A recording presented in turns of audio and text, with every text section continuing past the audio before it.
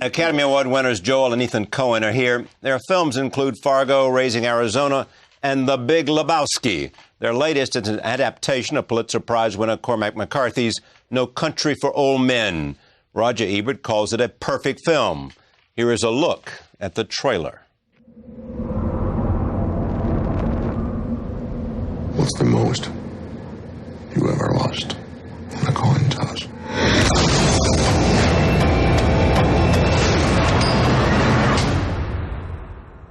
Call it friendo. Also joining me, the stars Javier Bardem and Josh Brolin. I'm pleased to have them here to talk about this film. Welcome. Great to see you. Thank you. Welcome back. Is this the first adaptation? Yes. Everything else you've written. So if you're going to start with somebody, why not start with Cormac? Yeah. Why not start with the best? And so, why did you choose this? Well, we didn't actually choose it. It's sent to us by Scott Rudin in Galleys about a year before it was published, I guess. And we had read Cormac. We'd each read a number of his novels before, just for pleasure, not with the idea of thinking about them as movies. But this one seemed unlike, I think, his other novels. In what really way? Well, at a certain level, it's much pulpier than his other novels. At least it is initially. You know, the first three quarters of the novel are sort of move along like a thriller. And then, you know, it takes a turn, which was just got us more interested. Take me through the process of this, you know, in terms of how you felt about it and why you wanted to tell the story and what it offered you and working in Texas. Oh, well, that was one of the attractions, actually. That was one of the big attractions. It's a regional story, as all of Cormac's stuff is, and we kind of, we knew the area West Texas, and that was just another reason to do it. But, you know, mostly it's what Joel said. It seemed like promising as material for a movie. It was just, you know, it's a chase action story, and, you know, something more than that, but that. Tommy Lee was your first choice. Yeah. He's the first hire. Because? Yeah. He's just kind of the obvious guy. There's the sheriff in the story is just, you know, by virtue of Tommy's age and the region, again, you know, he's very much of that place. Tommy's, you know, from San Saba, which is not quite West Texas, but close enough. You know, he's just down by the border. The San Saba isn't actually, it's more central Texas, but like I say, close enough. And, you know, he's just got the everything, you know, the authority, and he's just the obvious choice. And then Javier was next? Uh-huh. Yeah. Because he's mean enough? Because he's mean enough. Yeah. Look at him. Look at him. Yeah. Did you say to them, I don't like violence? Yeah. I don't like to speak English much. I don't speak English, and I don't drive, and I don't like violence. I don't drive. Yeah. And they said, you're our guy. Yeah, he did. He said, I hate guns and I don't drive. Javier was, after Tommy, Javier was the next person we approached. And who does he play? He plays a character he plays the bad guy. Yeah. But who is he? Well, you know, what's interesting about that character in the novel is that Cormac McCarthy keeps the reader really completely off balance in terms of who that character is. He describes him physically almost not at all. He gave him this name. Actually, it was one of the things that the first thing I asked Cormac when I met him was what his name is Chigur, C-H-I-G-U-R-H. And I said, what kind of name is that? Right. And he said it's a name that what he was saying basically was he tried to find a name that was intentionally untraceable, sort of ethnically or in terms of nationality or any of the rest of it. The idea is that the character is in many ways a mystery in the book, and the sort of task in terms of casting the character was how do you sort of make that character dynamic and real and compelling, but preserve part of that mystery. And then Josh. Oh, you made a tape for them. I did. I was doing Grindhouse with Robert Rodriguez and Quentin Tarantino, and I asked Robert, who I've been friends with for a long time, I said, there's this Coen Brothers movie happening that I just found out about. I had read the book a long time ago, and then, I couldn't leave because I was working, so I asked Robert, would he videotape me? And he said, why don't we just use the camera we have, which was a $1 million Genesis camera. Most expensive audition tape ever made. Truly. The most brilliant looking audition tape that Quentin directed and Robert lit and shot. Yeah. And then I sent it to them, and their response was, wow, who lit it? Well, what about the guy? And my agent's going, well, do you like him? Well, no, but we like DP. We're looking for a new DP. So what was wrong with this audition? No, it was fine. It's just, it's harder to react to a tape. It's good to meet actors. Well, that's what he wanted all along. He was saying, no, you didn't? No, it wasn't. I couldn't at that point because I was working. It wasn't until afterwards that they say no that I got the gumption to say, okay, I want to meet these guys. I want to tell them how I feel. Well, you have this reputation as sort of being very picky about, that you've turned down more things and only done the things that you want to do because you... I'd never seen a Coen Brothers movie, and I wanted to, and so I watched some of their movies. And you had never seen them? No, that's not true. That's not true. Yeah, I'm picky, but when it comes to masterful filmmakers, honestly, like these, then you're a lot less picky. And why are you picky, though? I mean, with other films? Yeah. Well, I really wanted to do Dukes of Hazzard, but I thought maybe when I look back on it in the end that I might go, why? That's right. Why? Yeah, so this is a movie that I can look back on. You couldn't explain that to your children, could you? Exactly. That's my thought, too. I have a healthy fear of that, being on my deathbed and looking out, And they're saying, Dad, did you actually make... What'd your dad do for a living? Doesn't matter. Doesn't matter. He was a plumber. That's right. Yeah. So when I, this movie and American Gangster and stuff like that, I look back on and I feel great. I worked with amazing people and collaborate with those amazing people. It's a lot easier to work with people like this. There's a lot more ego on the set with other, I don't know. Tell me about the nature of the collaboration. Well, with these guys, it was fairly quiet. I mean, these guys there's not a lot of, look at, they're sitting there smiling because they know. There's an unnerving presence in the beginning. There's none of that, wow, you are so great. What a great scene. Let's go do the next one because we're so happy now. So why did you finally decide on him? What did you need? What do we need? That's an interesting question. We thought it'd be easy. We thought there'd be 100 people who could play this part because it's kind of an everyman part, and it's I don't know. We kept telling each other, all we need is a good, clean boy. How come we can't find him? Yes. It's actually unbelievably difficult because a lot of it is nonverbal. A lot of it is just process. You're watching the character do his thing physically. You need somebody who's going to be compelling to watch. I can't say these things in front of Josh. I know, because I've never heard this. I was trying to help you out. And I've actually gotten them drunk and then tried to get them out of here. Say that. Tell me the reality. How was I? And then just fell asleep on the boat. The other thing was that, we, as you said, we had already cast Tommy Lee Jones and Javier Bardem in the other two parts. It's very much a movie about three men, equal weight in the movie, each of the three. And so the bar had been set very high in terms of our own thinking and just in terms of what we knew we needed in that part. We didn't want, the audience to think when we cut away from Tommy and from Javier, okay, well now we're going with the dull guy for a while. It was somebody who had to be able to hold their own in terms of that sort of, compelling presence in the movie. And we saw lots and lots of people, but it wasn't really until Josh came in and he read some scenes for us in a room, which is a lot different than tape.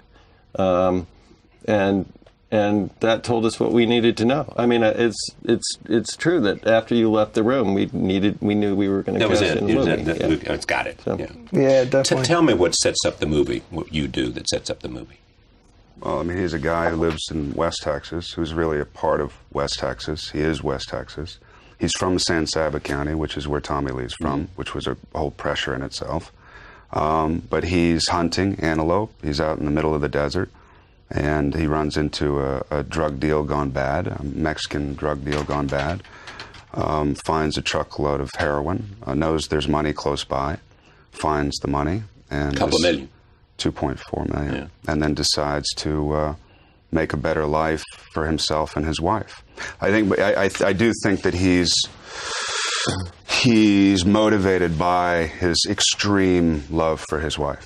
You know, he wants to make a better life for her, maybe buy a house. He's never had money. I'm sure generationally they've never had money.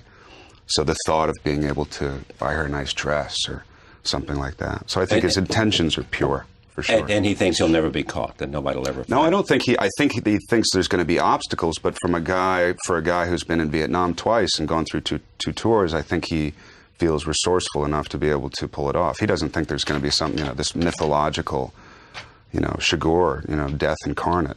He doesn't think someone like Javier is going to come after him. I mean, come on, who would? When he shows up. I mean, this is a like Godzilla kind of a character like this. Do you simply go to the text and say, I get it, or do you go somewhere else?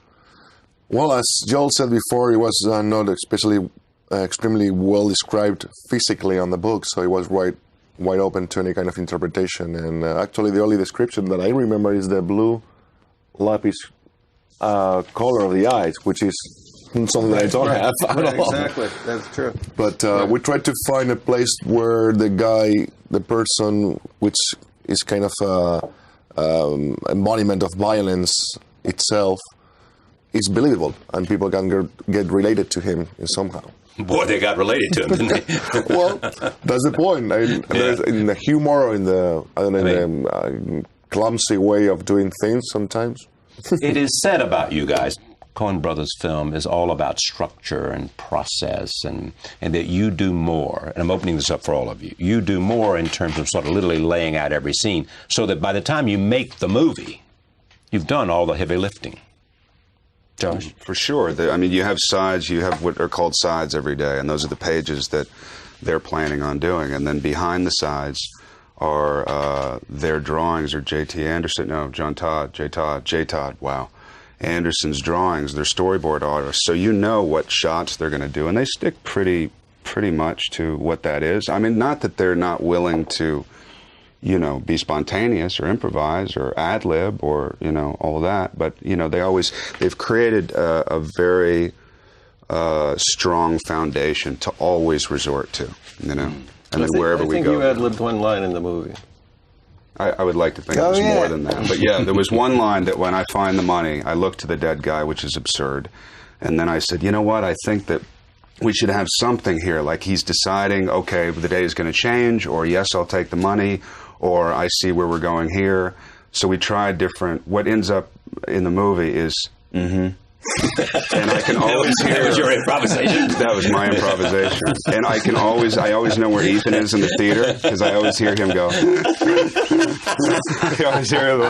But we tried different ones, I think. I think we tried, and then we tried, and we came up with, better. Still my a wise choice, wasn't it? favorite speech in the movie. But tell me more about your philosophy of making movies that reflected in what we just talked about. Well, it is kind of what Josh says. We have a plan because we're chicken, we don't want to have to go on. You don't trust your actor? What? No, not the actors. Yeah. But just in terms of being our own ability to extemporize on the set, or the obligation of extemporizing on the set. We don't want that. We want to have a plan for how we're going to shoot the scene, whatever it is. So we walk in with a plan, which, as Josh says, is always kind of subject to change. But, it's kind of a security blanket. The mythology about Alfred Hitchcock, in fact, he was the biggest promoter of it. Was that idea that, once I actually get on the set, the only thing that can happen is that something can go wrong. He's already made the movie in his head. And he also was sort of, very, very prepared to the extent of having pre-thought the movie before he started production. We're not...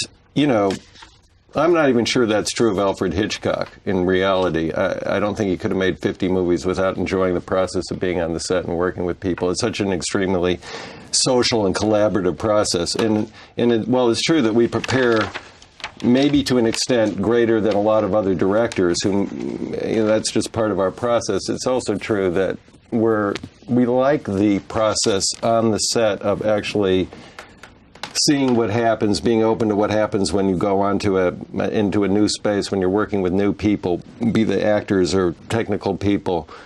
And we do have storyboards, but actually we don't look at them very much while we're shooting. And once they've been done, we almost never look at the storyboards. We have them in the back of our minds and we follow them to a certain extent, but that changes a lot as we go through the production. And also, since they deal with the visual way before, they're able to focus on actors, and be able to listen. That's a good point. I was going to say that. It's true. Yeah, and in fact, it gives them a chance to be more creative. Exactly. If you've already laid out the other things, so you're not worried about that. Or to be there for the actors when the actors are being more creative, and to be able to go, bring it down or tweak. They do a lot of tweaking. They don't do a lot of massive manipulation. Got you. Roll tape. Here's a scene. Might not even have been no money. It's possible. But you don't believe it. No. Probably I don't. Well, it's a mess, ain't it, Sheriff? If it ain't, it'll do till the mess gets here. How much do you change the book, other than compress it? Well, it really is just compression in this case of the adaptation of this book. In other words, we didn't invent any new, we didn't digress, we didn't create new situations or go off on the... And you never met Cormac before? No, we met him when we were shooting. Yeah. But that's because of Brolin. Yes. Tell me about the conversation. Because Josh was stalking him. Because I was stalking him. Yeah, exactly. He was the one guy that didn't get afraid, which I appreciated. I remember I did it to Eric Bogosian. He would run every time I'd see him. I called him and I said, hey, I have a friend who is good at getting phone numbers, a shady kind of character, and I got Cormac's number, and I called him, and I left a message. He didn't call me back. I left another one. Then I left a third, and I was bored or frustrated one day, and I said, listen, I don't know why you won't call me back. I don't want you to sign my book or anything. Just call me back. And like 3 days later, he had come back from doing Sunset Limited, one of his plays in Chicago, and he said, he was totally amicable and said, I'm sorry I didn't call you back, and I just got home, and what do you need? And I said, well, I'd love to, for you to come down to the set, or I guess. And so finally he brought one of his family members down to the set and really enjoyed himself, because I had heard he had been to, what was the other one? The other Cormac? All the Pretty Horses. All the Pretty Horses. Yeah, and the rumor was that he had spent all his time with the props man, just talking about guns. So we had a feeling that even if he did come down, that we wouldn't be able to spend any time with him. But he's a huge fan of Miller's Crossing. That was the first thing that he brought up. Yeah. And then the other thing that we talked about was his involvement in Santa Fe Institute. He's the only literary portion of, a bunch of physicists and scientists and of that think tank. Right. So he's more proud of that than anything else. He doesn't want to talk about writing. No. In fact, somebody, I think, told me they went to see him, and that's where they met. They met at the Santa Fe Institute. That's where he insisted on meeting. You want to meet me? We'll go there. That's where you send his mail and everything. Oh, I didn't know. Yeah. Has he talked to you about the movies? Anybody? Have you talked to him since then? Have you become what? Yeah, they've talked to him a few times. What does he say? He saw the movie. We think he liked it. As Ethan said, he didn't yell at us. He didn't. What did he say? He seemed to like it. We were actually sitting in the movie in the theater screening room with him when he saw it, and he was way up front. But I heard him chuckle a couple of times, so I took it as I took that as the seal of approval. I don't know, maybe presumptuously. And, I talked to him afterwards. He says, good movie there. And then I waited for more, and none came, and that was the end of the conversation. And you felt good to have that. But that's good. When you talk to these laconic West Texas guys, when they give you that much, it's huge. It's kind of like them. Violence in this movie. Or violence generally for you guys. Is this something that you think... is it in every movie?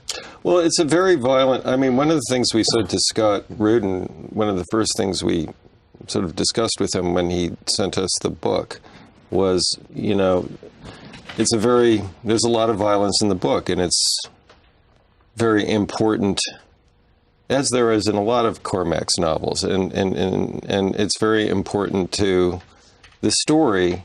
And we couldn't conceive of sort of soft pedaling that in the movie and really doing anything resembling the book. Would have been nonsensical. And we wanted to make sure that Scott was on the same page with that. Of course he was. He wanted he wanted to make the book. He didn't want to make some sort of studio Hollywood version of No Country for Old Men. But it's about a character confronting a very arbitrary, violent, brutal world, and you have to see that. You see it in the story as it's written, and you have to see it in the movie in order to understand anything, I think, about what the characters are, what they're about, and what they're confronting, and what they're trying to make sense of. Everybody talks about the dog chase into the river that's seen the movie. Every reviewer, everybody that I know. I mean, do you see it as having that sort of appeal? We did add the dog to that scene, but we figured Cormac wouldn't mind because he likes his dogs. And he did say he liked the dog after the movie. That was one of the cases of taking something in the novel, which was a very exciting chase scene in the novel. Set it up for us. Well, in the novel, after Josh's character finds the money, he actually goes back to the scene of the crime, so to speak, the place where he found the money later that night. The reasons why are interesting, and I won't go into them, but he goes back, and it's the biggest mistake. It's the mistake he makes that's sort of the catalyst that sets the rest of the plot in motion. He's then confronted by some of the perpetrators and chased, and it's a set piece in the novel, and we knew it was going to be sort of a set piece in the movie, that it was an opportunity for a very sort of exciting piece of cinema, but in doing it, we amped it up sort of another level that's just, I think, sort of purely appropriate in movie terms. But it also was, it made sense to us to include this dog, because so much of what Carmack's is, he's fascinated by animals and by dogs, and they play such a sort of huge part of so many of his stories, that this seemed like an addition we were bringing to the movie, which was not sort of inappropriate to his sensibility.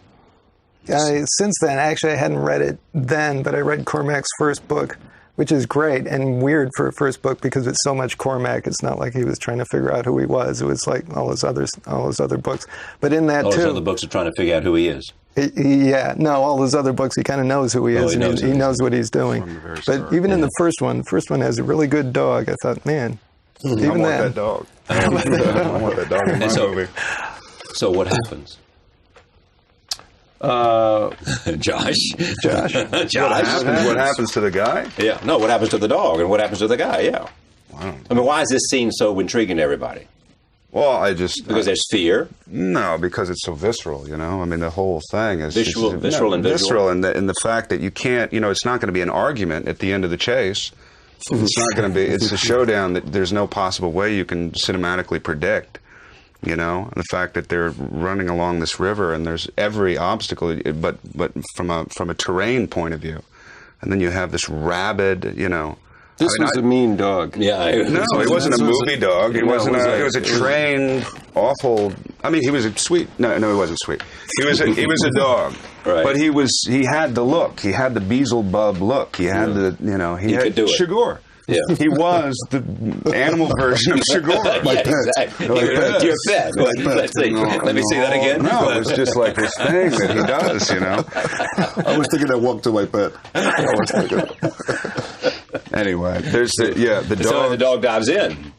The dog dives in, and I remember when the dog was diving in, they let the dog go, and the trainer was sitting there, and the dog's name was Scooby, and it was all just reverberated in our heads, Scooby, Scooby, Scooby. And it was ridiculous. And then you see the dog, and it's so contrasting the name to the name, and then finally, and then I jump in, and it's 4 o'clock in the morning, and I'm tired, and we can only shoot from 4:30 in the morning until 5:30, and then at night between 7 and 8, or whenever the light was perfect for Roger Deakins. And then they let the dog go. I jumped in, and I had an injury anyway that I got before the collarbone broke. Yeah. So I'm jumping in and doing my best to swim along. They let the dog go. The dog probably jumped, I don't know, 50 feet? He was supposed to, we figured he'd jump maybe 15, 17, and the dog just catapulted toward me. And I was like, get the dog, grab the dog. This is not fun. This is not good. This is no good. This is not going to be a happy ending. No, I don't want to act anymore. I don't want to be in another Coen Brothers film. Exactly. I'm not getting paid enough. And I'm going to miss my arm. And I'm going to miss my arm, too. Yeah, my arm, my life. You mentioned something, or I think you said about sensibilities. Some are writing that you guys, in the way you approach film, share a kind of sensibility with Cormac McCarthy. I wouldn't know. Yeah. All we know is the book appealed to us as, As just a story?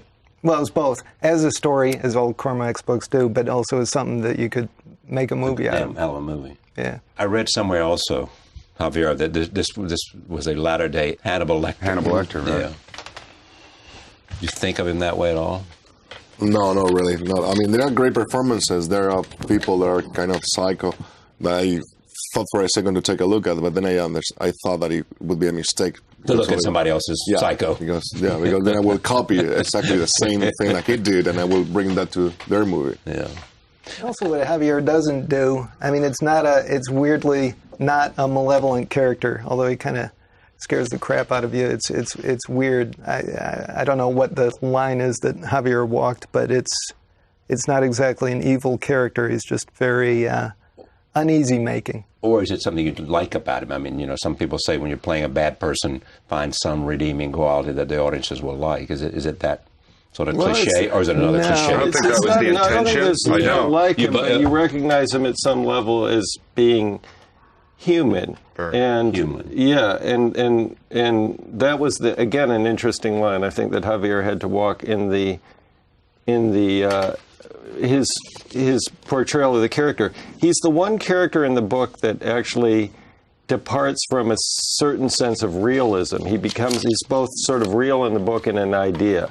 And that's a very, very difficult thing to do, I think, as an actor, is to sort of preserve that. It's the mystery and the fact that and the fact that you have to be human at the same time that you have to embody something else. You have to sort of embody this idea as the character's written. And so also, as hard. filmmakers, I think it's tough to cut that together, because if you have too many looks of this, or it can start to become almost silly. So you find the humanity within that, and he brings so much charisma to it. I think that's the great thing about this guy, about his bad guy, his Chigurh, is that there's a charisma that you can't help but like the guy, but you shouldn't. You want to follow him, which is, so there's two or three things going on at once that you don't get to see in film usually. Take a look at this. This is you there. Here it is. You know what date is on this coin?